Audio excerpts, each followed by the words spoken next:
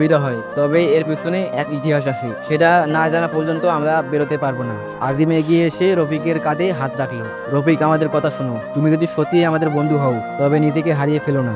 রফিক আস্তে আস্তে মাথা ঘুরিয়ে তাকালো, কিন্তু সেই দৃষ্টি মানুষের নয়। এক অচেনা কণ্ঠ ভেসে এলো তার মুখ থেকে, রফিককে তোমরা ফেরত পাবে না, ও এখন আমার। আবিরার কান্না ঠিক তখনই পড়ি না আবিরা কান্না শুরু করলো।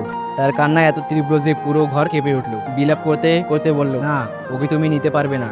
আমি চাই না ও আমার মতো অভিশপ্ত হোক। সবাই স্থবিত মনে হচ্ছে।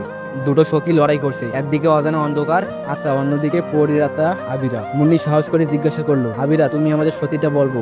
তুমি আমাদের সত্যিটা বলো, আসলে কি ঘটেছিল? অতীতের পর্দা উঠলো। পরীর চোখ হঠাৎ ফাঁকা হয়ে গেল, যেন অন্য এক সময় চলে গেল। চারপাশে আলো জ্বলছে, চারপাশে আলো জ্বলে উঠলো, আর সবাই দেখতে পেল এক দৃশ্য। বছর 50 আগে এই বাড়ির ভেতরে বসে আছে তরুণী আবিরা। তার মুখ সুখের ছাপ, তার পাশে দাঁড়িয়ে আছে এক যুবক শামীম। দুজনের মধ্যে গভীর প্রেম, কিন্তু